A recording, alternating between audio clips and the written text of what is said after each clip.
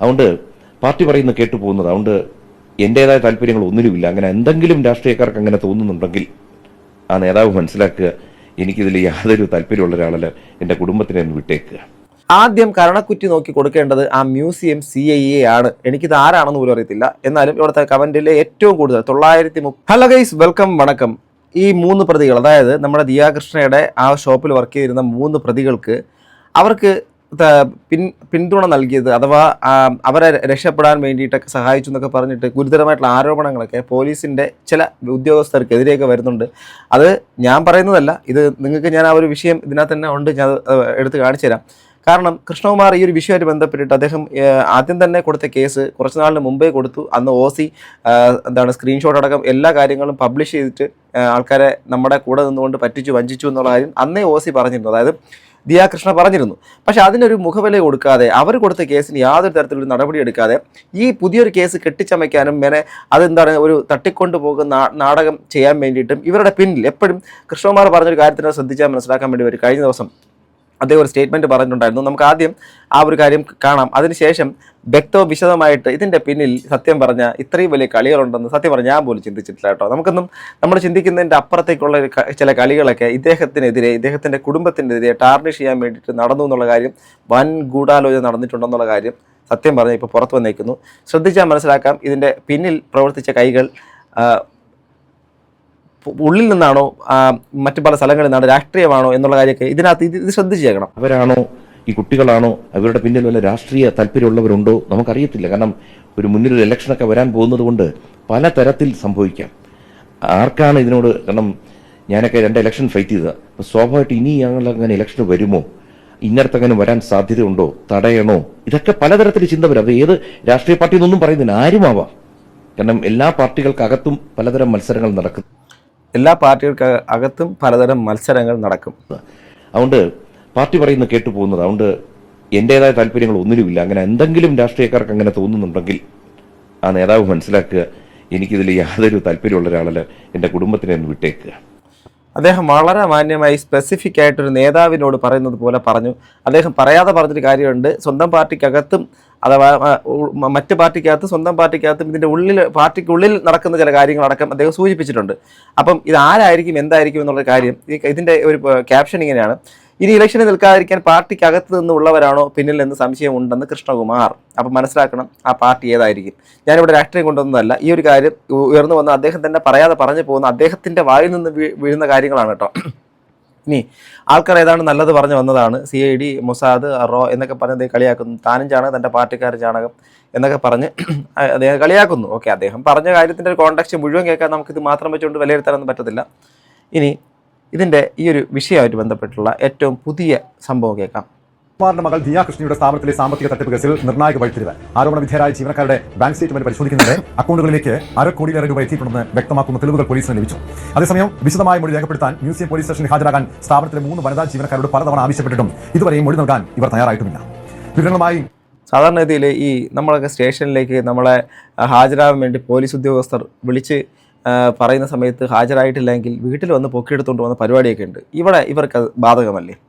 എൻ്റെ ഒരു എളിയ ഒരു ചോദ്യമാണ്. അതായത് ഈ പറയുന്ന 3 വനിതാ ജീവനക്കാരായിട്ട് നിന്ന് ദിയാകൃഷ്ണനെ പറ്റിച്ച് ഇത്ര $1.5 കോടിയിലധികം പൈസ പറ്റിച്ച് സമൂഹത്തിൻ്റെ മുമ്പിൽ വന്ന് ആ കുടുംബത്തിനെ ഏറ്റവും മോശമായ രീതിയിൽ, ഹീനമായ രീതിയിൽ അവർ ജാതി പറഞ്ഞ് അധിക്ഷേപിച്ചു. പിന്നെ അശ്വിൻ എന്ന് പറയുന്ന ആ നല്ലൊരു ചെറുക്കൻ, അവനെക്കുറിച്ച് എത്ര വൃത്തികേടുകളാണ് അവനെക്കുറിച്ച് പറഞ്ഞത്. മറ്റേ പൂവാലനാണ്, രാത്രി വിളിക്കുന്നു, എന്തൊക്കെയോ പറഞ്ഞിട്ട് സംഭവം. അതിനെ ദിയ ഇട്ടിരുന്ന സംഭവം പോസ്റ്റ് എനിക്ക് ഭയങ്കര ഇഷ്ടപ്പെട്ടു. എന്താണ്, ഒരിക്കൽ ആർക്കും ഒരു കമൻറ്റ് കൊടുത്തു, ഒരിക്കലും അശ്വിൻ ഈ പറഞ്ഞ പട്ടിണി കിടന്നാലും അശ്വിൻ എന്തായാലും പുറത്ത് പോയിട്ട് മറ്റെന്തോ തിന്നാൻ ശ്രമിക്കത്തില്ല, മണൽ വാരി തിന്നത്തില്ല എന്നൊക്കെ പറഞ്ഞിട്ട് നല്ല ബിരിയാണി ഉണ്ട് വീട്ടിൽ, അതുകൊണ്ട് പുറത്ത് പോയിട്ട് മണലൊന്നും തിന്നത്തില്ല എന്നോ അങ്ങനെ എന്തോ മണ്ണ് വാരി തിന്നത്തില്ല എന്നൊക്കെ പറഞ്ഞ് തിരിച്ച് മറുപടി കൊടുക്കുന്നുണ്ടായിരുന്നു. സോ അതിനെയും അവരെ ആക്ഷേപിച്ചുകൊണ്ടൊക്കെ പല ആൾക്കാരും വന്നിട്ടുണ്ട്. ഓക്കെ, അതൊക്കെ മനോഭാവങ്ങളാണ്. അപ്പം ഇവിടെ ഈ കുടുംബത്തിന് ഇങ്ങനെ പൊതുവെ ഇങ്ങനെ മോശം പറഞ്ഞ് നടന്ന ആ 3 വ്യക്തികൾ, ആ 3 വ്യക്തികൾ അപ്രത്യക്ഷരായ സമയത്ത് ആ 3 വ്യക്തികൾക്കെതിരെ വാറണ്ട് പുറപ്പെടുവിച്ചിട്ടുണ്ടോ? അവരെ അറസ്റ്റ് ചെയ്യാനുള്ള പരിപാടികൾ വല്ലതും നടക്കുന്നുണ്ടോ? സാധാരണക്കാരൻ മറ്റേതെങ്കിലും വ്യക്തികളായിരുന്നെങ്കിലും ഇതിനു മുമ്പ് എന്തൊക്കെ സംഭവിച്ചേനെ? ഇപ്പോൾ ഒരു കാര്യം മനസ്സിലാക്കാൻ പറ്റും, ഈ 3 പേർക്ക് പിന്നിൽ മറ്റ് വ്യക്തികളില്ലെങ്കിൽ, യാതൊരു ഇൻഫ്ലുവൻസും ഇല്ലാത്ത വെറും സാധാരണക്കാരാണെങ്കിൽ ഈ പറയുന്ന 3 പേരെയും ഈ സമയത്ത് ഇങ്ങനെ ഒളിച്ചു നിൽക്കാൻ പറ്റും? നിങ്ങളെ കൊണ്ട് പറ്റുമോ? എന്നെ കൊണ്ട് പറ്റത്തില്ല, നിങ്ങളെ കൊണ്ടും കഴിയത്തില്ല. ആ പത്രത്തോളം ഈ പ്രബലരായിട്ടുള്ള ആരോ ഇവരുടെ പിന്നിലുണ്ട് എന്നുള്ള കാര്യം വളരെ വ്യക്തവും വിശദവുമായിട്ട് ഇപ്പോൾ പുറത്തു വന്നുകൊണ്ടിരിക്കുന്നു എന്നാണ് എനിക്ക് മനസ്സിലാക്കാൻ പറ്റുന്നത്. ഇനി ഈ ന്യൂസ് വന്നേക്കുന്നത് news Keralam, news 18 Keralam, okay, അതിൻ്റെ അകത്തുള്ള സംഭവമാണ് നോക്കുക. News 18, okay. ആദ്യം കരണക്കുറ്റി നോക്കി കൊടുക്കേണ്ടത് ആ മ്യൂസിയം CIA ആണ്. എനിക്കിത് ആരാണെന്ന് പോലും അറിയത്തില്ല. എന്നാലും ഇവിടുത്തെ കമൻറ്റിൽ ഏറ്റവും കൂടുതൽ 930 പേര് ലൈക്ക് ചെയ്തേക്കുന്ന ഒരു കമൻറ്റാണ്. ഇതിന് ഇനിയിപ്പോൾ പോലീസുകാർ കണ്ടിട്ട് ഇപ്പം ഞാനിട്ട കമൻറ്റാണെന്ന് വിചാരിക്കരുത്. ഈ കമൻറ്റ് വന്നേക്കുന്നത് 3 മണിക്കൂറിന് മുമ്പാണ്. ആദ്യം കരണക്കുറ്റി നോക്കി കൊടുക്കേണ്ടത് ആ മ്യൂസിയം CIA ആണ് എന്നാ പറയുന്നത്. അഥവാ മ്യൂസിയം CIക്ക് ഇതിനകത്ത് എന്തോ പങ്കുണ്ടെന്നുള്ള കാര്യം ആൾക്കാർ സംശയിക്കുന്നു. അതിനകത്ത് നമുക്കാർക്കും ഒന്നും അറിയത്തില്ല. വെറും പെറ്റി കേസിൽ ഒതുങ്ങി പോകേണ്ടതായിരുന്നു, ഇനി കോടതി തീരുമാനിക്കട്ടെ എന്നും ആൾക്കാർ പറയുന്നു. CI 11 വല്ല പിൻവാതിൽ നിയമനമായിരിക്കും എന്ന് പറയുന്നത് കറക്റ്റ് ട്രൂ. രാഷ്ട്രീയ അടിമയായിരിക്കും. It appears CI is unfit to sit in the chair, okay എന്നൊക്കെ പറയുന്നു. ഓക്കെ, അവരെ സർവീസിൽ വെച്ചേക്കാൻ പാടില്ലേ, സത്യം, ഈ സമയം കൊണ്ട് അവർ രാജ്യം വിട്ടിട്ടുണ്ടാകും, കഷ്ടം. I felt the truth that with the girls they have some narcissistic traits. അയാളെ ജോലിയിൽ നിന്ന് പിരിച്ചുവിടണം എന്നൊക്കെ പറയുന്ന ആൾക്കാർ വളരെ വൈകാരികമായിട്ട് അവിടെ അഭിപ്രായ പ്രകടനം നടത്തുവാണ്. This is not my opinion, ഇത് പബ്ലിക് ഒപ്പീനിയൻ ആണ് എന്നുള്ള കാര്യം കൂടെ മനസ്സിലാക്കണം. ഓക്കെ, ഇനി പോലീസ് ഏമാന്മാർക്ക് നമ്മളെന്തെങ്കിലും പറയുമ്പോഴേക്കും പല അനുഭവങ്ങൾ എനിക്കുണ്ട് കേട്ടോ, ദുരനുഭവങ്ങളുണ്ട്. നമുക്ക് ചില കാര്യങ്ങൾ എന്താണെന്ന് പറയുന്നതിന് മുമ്പൊക്കെ തന്നെ അവർ ചില രീതിയിൽ, എല്ലാവരും ഇല്ല കേട്ടോ, വളരെ വളരെ 1-2 വ്യക്തികളിൽ നിന്നുണ്ട് ദുരനുഭവം. ബാക്കി ബഹുഭൂരിപക്ഷം ആൾക്കാരിൽ നിന്ന് വളരെ നല്ല അനുഭവം. എനിക്ക് ഒരുപാട് പോലീസ് സുഹൃത്തുക്കളുണ്ട്. ഓക്കെ, പരാതി കിട്ടിയിട്ട് മുൻപിൽ നിന്ന പ്രതികളെ ഒളിവിൽ പോകാൻ സമയം കൊടുത്ത് പരാതിക്കാരനെതിരെ ജാമ്യമില്ലാ വകുപ്പ് ചുമത്തി കേസെടുത്ത പോലീസ് ഇപ്പോഴും പ്രതികൾ മൊഴിതരാൻ വരുന്നത് നോക്കിയിരിക്കുന്നു. ഇവിടെ അലംഭാവം വീഴ്ചയും ആരുടേതാണ്? ഇവിടുത്തെ കേരളത്തിന്റെ മുഖ്യമന്ത്രി പിണറായി വിജയൻ, അദ്ദേഹം ഭരിക്കുന്ന അദ്ദേഹത്തിന്റെ തന്നെ ആഭ്യന്തര വകുപ്പ്, ആ വകുപ്പിന്റെ കീഴിലുള്ള പോലീസ് സേന, ആ പോലീസ് സേനയ്ക്കകത്ത് തിരുവനന്തപുരം മ്യൂസിയം, അഥവാ നമ്മുടെ കനകക്കുന്ന് പാലസിന് തൊട്ടിപ്പുറത്തിരിക്കുന്ന മ്യൂസിയത്തിന്റെ തൊട്ട് ഇടയ്ക്ക് നിൽക്കുന്ന മ്യൂസിയം സ്റ്റേഷൻ്റെ അകത്ത് അവിടെ നിൽക്കുന്ന പോലീസുകാരുടെ വലിയൊരു വൻ അനാസ്ഥയും വീഴ്ചയും, അതിനുശേഷം ഈ വീട്ടുകാർക്കെതിരെ അഥവാ ഈ കുടുംബത്തിനെതിരെ കേസിട്ട് അന്യായമായ കേസും അവർക്കെതിരെ ജാമ്യമില്ല വകുപ്പടക്കം പുറപ്പെടുവിച്ചുകൊണ്ട് ഇവർക്കെതിരെ തട്ടിക്കൊണ്ടുപോക്ക് കേസ് അടക്കം എടുക്കാൻ വേണ്ടി ശ്രമിച്ച ഈ ഒരു കാര്യത്തിന് എങ്ങനെയാണോ നമ്മൾ ന്യായീകരിക്കുക? പ്രതികളുടെ മുന്നിൽ പെടാതെ പോലീസ് അതിവിദഗ്ധമായി മുങ്ങി നടക്കുന്നു. മനസ്സിലായോ? പ്രതികളുടെ മുന്നിൽ പെടാതെ പോലീസ് അതിവിദഗ്ധമായി മുങ്ങി നടക്കുന്നു. എന്താ പറയുക, ആൾക്കാർ പറയുന്നതാണ്. ഓക്കെ, കുടുംബം എന്ന സങ്കല്പം തന്നെ ഇല്ലാതാകുമ്പോൾ നാട്ടിൽ മക്കൾക്കൊരു പ്രശ്നം ഉണ്ടാകും. പക്വതയോടെ മാന്യമായി അത് ശക്തമായി ഇടപെട്ട അച്ഛൻ, ചിന്തിക്കാൻ പറ്റാത്ത പക്വതയോടെ സമന്വയത്തോടെ ചോദിച്ച് കളവുകൾ കൈയോടെ പൊളിച്ച ചേച്ചി, കറക്റ്റ് സമയത്ത് തെളിവുകൾ വീഡിയോ പ്രൂഫോടെ വിടുന്ന അമ്മ, ഇതാണ് അതിശക്തമായ കുടുംബം. ഇവരെ ഒന്നും അങ്ങനെ ആർക്കും തകർക്കാൻ പറ്റത്തില്ല. സത്യം, ഒരു പടിയല്ല 100 പടി അവരിപ്പോൾ ഉയർന്നിട്ടുണ്ടെന്നുള്ള എനിക്ക് മനസ്സിലായി. ഞാൻ 1-2 സുഹൃത്തുക്കളുടെ അടുത്ത് പറഞ്ഞു, ഒരു കാര്യം മനസ്സിലാക്കണം, നിലവിലുണ്ടായിട്ടുള്ള ഈ ഒരു ഇഷ്യൂ, ഈ ഒരു കോൺട്രവേഴ്സി സത്യം പറഞ്ഞാൽ ഏറ്റവും കൂടുതൽ ഗുണം ചെയ്തിരിക്കുന്ന കൃഷ്ണകുമാറിൻ്റെ ഫാമിലിയാണ്. അവരുടെ കഷ്ടപ്പാട്, അവരുടെ ഹാർഡ് വർക്കും അവരുടെ ഒരുപാട് നാളത്തെ പ്രയത്നം കൊണ്ട് വളർത്തിയെടുത്ത സാമ്രാജ്യത്തിന് തകർക്കാൻ വേണ്ടി ശ്രമിച്ച ആൾക്കാർ തന്നെ തെളിവുകൾ പബ്ലിക്കിന്റെ മുമ്പിലേക്ക് കൊടുത്തു. എല്ലാം ഒന്നൊന്നായിട്ട് വിളിച്ച് അവരെന്നെ പറഞ്ഞു ഇവർക്കൊന്നും ശരിക്കും പറഞ്ഞ് ചെയ്യേണ്ടി വന്നിട്ടില്ല. വിവാദമായി, അവസാനം ജാതി പറച്ചിലായി, രാഷ്ട്രീയം പറച്ചിലായി, എല്ലാം കഴിഞ്ഞ ശേഷം അവസാനം എന്തായി? അടപടലം മൂഞ്ചി. ഇനി പബ്ലിക്കിന്റെ പൊതുവികാരം മൊത്തത്തിൽ ഇവർക്ക് എഗെയിൻസ്റ്റ് ആയ സമയത്ത് മാത്രമാണ് ഇപ്പം ഇവർക്ക് അനുകൂലമായ രീതിയിൽ ഇപ്പോൾ ബാങ്ക് സ്റ്റേറ്റ്മെന്റ് ഒക്കെ പരിശോധിച്ചപ്പോൾ ഇപ്പോഴാണ് ഈ കേസ് കൊടുത്ത എപ്പോഴാണെന്ന് ആലോചിക്കണം. എത്രയോ നാളിന് മുമ്പ് കൊടുത്ത കേസിന്റെ അകത്ത് ഇപ്പോഴാണ് ബാങ്ക് സ്റ്റേറ്റ്മെന്റ് പരിശോധിച്ചിരിക്കുന്നത്. ആലോചിച്ച് നോക്കണേ, ആ കൃഷ്ണകുമാറിനെ, ആ കുടുംബത്തിനെ പെടുത്താൻ വേണ്ടിയിട്ട് പിന്നിൽ കളിച്ചിട്ടുള്ള ആൾക്കാരുണ്ട് എന്നുള്ള കാര്യം അടി വരയിട്ട് കൂടെ പറയാൻ പറ്റും. ഓക്കെ, കേൾക്കാം. ഡാൻ കുര്യൻ ചേരുന്നുണ്ട്. ഡാൻ, തുടക്കത്തില് പല രീതിയിലുള്ള സംശയങ്ങൾ അല്ലെങ്കിൽ ആരോപണ നിഴലിലായിരുന്നു കൃഷ്ണകുമാറെങ്കിൽ ഇക്കാര്യത്തിലൊരു വ്യക്തത വരികയാണോ? അതായത് സാമ്പത്തിക തട്ടിപ്പ് നടന്നിട്ടുണ്ട്, അതിന് പിന്നാലെ ആ കേസിൽ നിന്നും രക്ഷപ്പെടാൻ വേണ്ടി അല്ലെങ്കിൽ ആ കേസ് അട്ടിമറിക്കാൻ വേണ്ടി ഉണ്ടാക്കിയെടുത്ത കള്ളപ്പരാതികളാണ്, കള്ളക്കഥകളാണ് ഈ ജീവനക്കാർ നൽകിയത്, ഈ ജീവനക്കാർ പോലീസിന് മുൻപാകെ അല്ലെങ്കിൽ മാധ്യമങ്ങൾക്ക് മുൻപാകെ പറഞ്ഞതെന്നാണ് മനസ്സിലാക്കേണ്ടത്. ആ ദിശയിലേക്ക് തന്നെയാണ് അന്വേഷണം ഇപ്പോൾ നീളുന്നത്. കാരണം ഇതുമായി ബന്ധപ്പെട്ട ഒരു തട്ടിപ്പ് നടന്നിട്ടുണ്ട് എന്ന കാര്യം പോലീസിന് ആദ്യം തന്നെ ബോധ്യപ്പെട്ടിരുന്നു. പക്ഷേ അതിന്റെ വ്യാപ്തി എത്രത്തോളമാണ്? കൃഷ്ണകുമാറും മകളും ഈ സ്ഥാപനത്തിന്റെ ഉടമയുമായ ദിയ കൃഷ്ണയും ആരോപിക്കുന്ന പോലെ 69 ലക്ഷം രൂപയുടെ ട്രാൻസാക്ഷൻ അങ്ങനെ നടന്നിട്ടുണ്ടോ? അങ്ങനെ QR കോഡ് മാറ്റി ഇത്രയധികം ലക്ഷം രൂപയുടെ തട്ടിപ്പ് എങ്ങനെ നടക്കും എന്നതൊക്കെയായിരുന്നു പോലീസിന് മുമ്പിലും ഉത്തരം കിട്ടാതെ തുടരുന്ന ഒരു ചോദ്യം. അതിനിടയിലാണ് ഈ 3 ആരോപണ വിധേയരായ വനിതാ ജീവനക്കാർ താമസിക്കുന്ന വലിയതുറയിൽ അവരുടെ വീടുകളിൽ പോലീസ് സംഘം എത്തിയത്. അതിനുശേഷം അവിടെ നിന്ന് ഇവരുടെ ബാങ്ക് അക്കൗണ്ടുകളുള്ള സ്റ്റേറ്റ് ബാങ്കിന്റെ ശാഖയിൽ അവരെത്തി. അവിടെ നിന്നാണ് ഈ ബാങ്ക് ട്രാൻസാക്ഷൻ ഹിസ്റ്ററി, അതായത് കഴിഞ്ഞ ജൂലൈ മാസം മുതൽ 2024 ജൂലൈ മാസം മുതൽ 11 മാസത്തെ അവരുടെ സാമ്പത്തിക ഇടപാടുകളുടെ രേഖകൾ കൃത്യമായി അന്വേഷണ സംഘം കൈക്കലാക്കി. തുടർന്ന് നടത്തിയ പരിശോധനയിലാണ് 3 പേരുടെയും ബാങ്ക് അക്കൗണ്ടുകളുടെ 66 ലക്ഷം രൂപയുടെ ഇടപാടുകൾ നടന്നിട്ടുണ്ട് എന്ന് വ്യക്തമാക്കി. ആലോചിച്ച് നോക്കണം, 66 ലക്ഷം രൂപ ആ കുട്ടിയുടെ പൈസ, 68 ലക്ഷമോ 69 ലക്ഷമോ എന്ന് അവർ പറഞ്ഞിരുന്നു.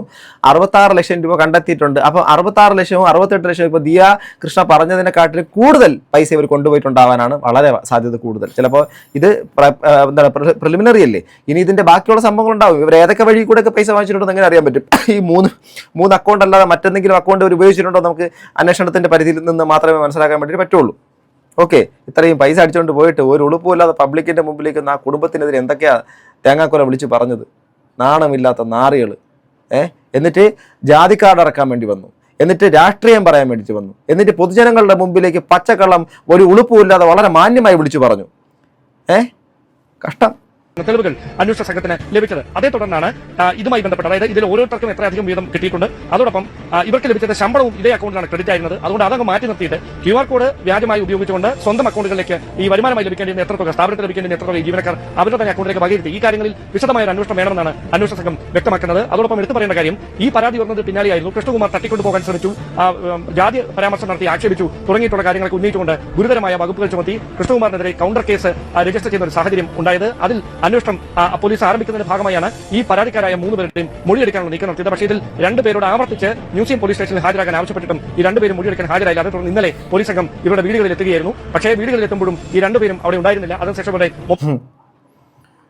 കഴിഞ്ഞ ഇപ്പം ഏറ്റവും വളരെ എന്താണ് ഭയങ്കര സോഷ്യൽ മീഡിയ വൈറലായിട്ട് നിൽക്കുന്നതാണ് വിജയ് മല്യയുടെ കേസ്. നിങ്ങൾക്ക് എല്ലാവരും കണ്ടിട്ടുണ്ടായിരിക്കും. നമ്മുടെ മുമ്പിലേക്ക് അയാളെ വളരെ മോശമായിട്ടാണ് അവതരിപ്പിച്ചിരുന്നത്. പക്ഷേ എന്താണ് സംഭവിച്ചെന്നുള്ള കാര്യം അദ്ദേഹത്തിൻ്റെ ഒരു റീസെൻ്റ് ആയിട്ടൊരു പോഡ്കാസ്റ്റിൽ വന്ന് അദ്ദേഹം പറയുമ്പോഴാണ് നമ്മൾ അറിയുന്നത്. നമ്മുടെ മുമ്പിൽ കാണുന്ന പല കാര്യങ്ങളും, പല മുഖങ്ങളും, പല വ്യക്തികളും സമൂഹത്തിൻ്റെ മുമ്പിലിടുന്ന മറ നമുക്ക് ആർക്കും അറിയാൻ വേണ്ടിയിട്ട് പറ്റത്തില്ല. നമുക്ക് മാധ്യമങ്ങളോട് കിട്ടുന്ന അറിവ് വെച്ചിട്ട് മാത്രം നമുക്ക് എല്ലാത്തിനും വിലയിരുത്താനും പറ്റത്തില്ല. പക്ഷെ ഒരു കാര്യം ഞാൻ പറയാം, ഈ വിഷയം വന്ന ഓൺ ദ സ്പോട്ട് തന്നെ പല സ്ഥലങ്ങളിൽ നിന്ന് ഈ ഒരു ന്യൂസ് ആദ്യം മാധ്യമങ്ങൾ, സത്യം പറയാം, മാധ്യമങ്ങൾ നന്നായിട്ട് കൃഷ്ണകുമാറിൻ്റെ ഫാമിലിയെ പെടുത്താൻ വേണ്ടി തുടക്കത്തിൽ ആദ്യം മാധ്യമങ്ങൾ തന്നെയാണ് ഇറങ്ങിയത്. വേണമെങ്കിൽ ആദ്യം ഈ ഒരു വിഷയമായിട്ട് ബന്ധപ്പെട്ട് തുടക്കത്തിൽ മാധ്യമങ്ങൾ ഇട്ടിട്ട് എല്ലാ കാര്യവും തട്ടിക്കൊണ്ട് കേസുമായിട്ട് ബന്ധപ്പെട്ടിട്ട് ഈ കുടുംബത്തിന് ടാർണിഷ് ചെയ്യുന്ന രീതിയിലായിരുന്നു ഇവരുടെ എല്ലാം തലക്കെട്ടുകൾ.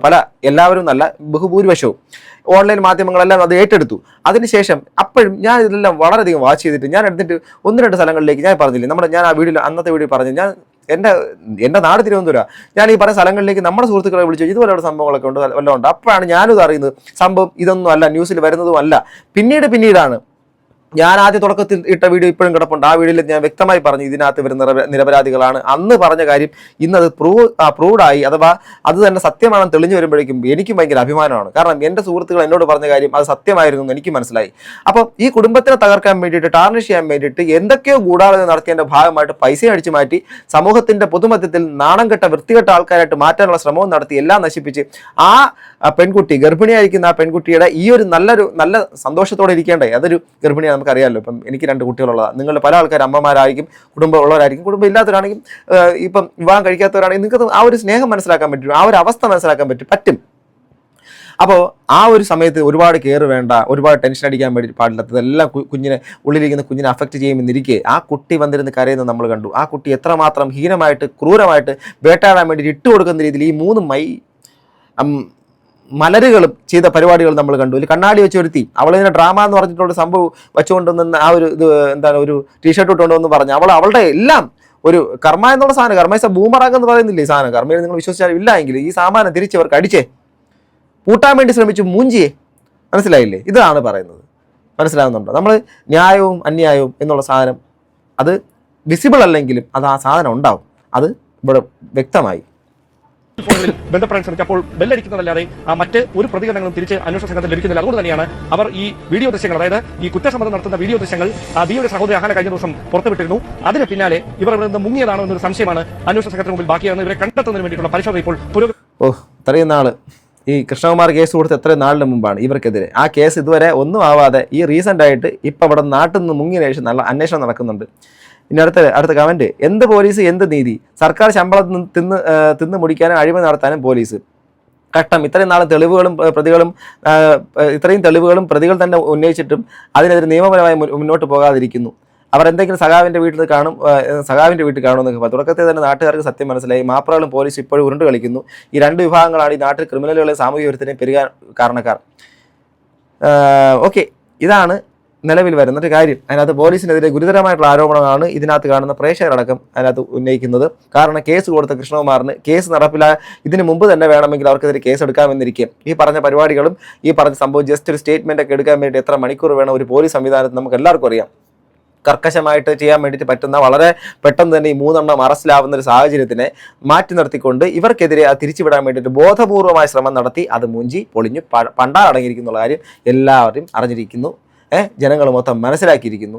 സോ എന്താ പറയുന്നത്, നമ്മുടെ ഈ ജസ്റ്റിസ് സെർവ് ചെയ്യപ്പെടണമെന്ന് നമ്മൾ പറയുമ്പോൾ ആ ജസ്റ്റിസ് സെർവ് ചെയ്യപ്പെടാതെ അതിനെ പൂഴ്ത്തി വെച്ചിട്ട് ആരാണോ വാദി അവനെ പ്രതിയാക്കുന്ന രീതിയിലേക്കുള്ള കാര്യങ്ങൾ ചെയ്യുന്നതിനകത്ത് പലർക്കും സമൂഹത്തിൻ്റെ ഒരു പങ്ക് ഈ ഒരു വിഷയത്തിലൂടെ നമുക്ക് വ്യക്തമായി മനസ്സിലാക്കാൻ വേണ്ടിയിട്ട് പറ്റുന്നു.